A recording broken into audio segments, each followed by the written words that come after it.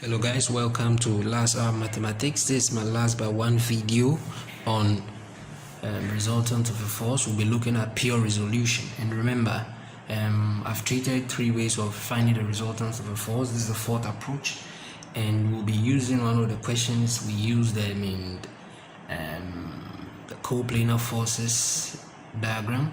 That's what I have here, and I'll be demonstrating how you can also use the pure resolution approach to find your resultant force. Let's go. So I introduced this concept in my first video, resolution of forces. So let's see how we can use that concept here.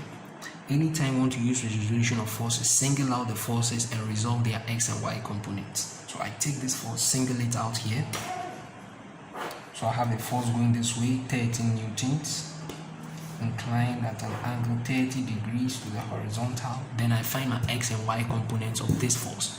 Remember, I told you anywhere the force goes, that's where the x and y component point. So the x component is going to point here, and the y component is going to point here. So we have an x component fx here, and a y component fy here. And if we have fy, you can transpose it here, so that here is also fy, so that here is also fx. So now how do I find my fx force? I'll use opposite and hypotenuse.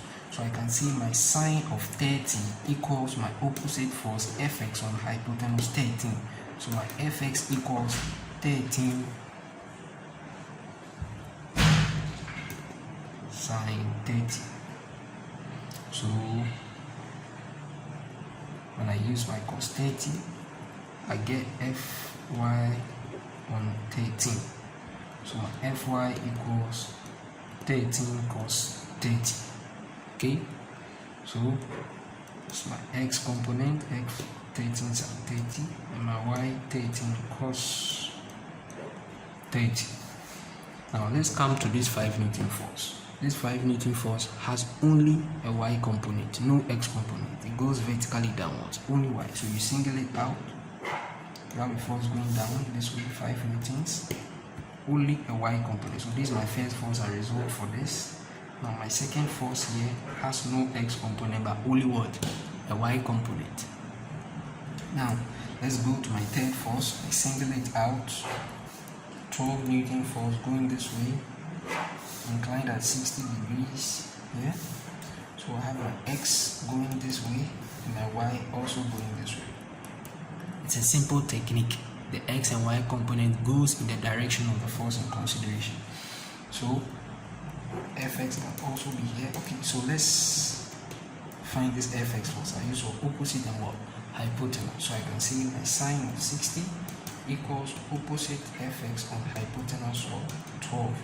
So my fx equals 12 sine 60. And if I find my fy, that will be cos 60 equals fy on what? 12. So my fy equals 12 cos of 60. So for my third force, I'll be having the components 12 sine 60 and 12 cos of 60. And I spoke about this in mechanics. I told you anytime you are finding x and y components, when the force goes vertically upwards, it's positive. When it comes down, it's negative. When it goes towards the x direction, it's positive. When it goes towards the negative side of the x, it's negative. So let's look at this. This y force is going vertically upwards, so it's positive. This x is also going towards the positive direction, it's also positive. When you go to this y is coming vertically downwards, so it's what? Negative. Okay, when you come here, the x component here is going towards the negative direction, so we need to assign a negative force here, and the y is also going in a negative direction, so we also assign a negative. Now we add all our x components and add all our y components. To add all our x components, what I'll get is 13 sine 30 plus negative this 0, so negative 12 sine 60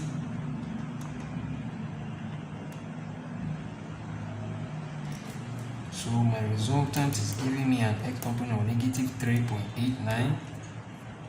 Let's go to our y. We have 13 cos of 30 plus a negative 5 plus negative 12 cos of 60. This gives me 0.258. So my resultant force will be the root of negative 3.89 squared plus 0.25 squared. So what is my resultant?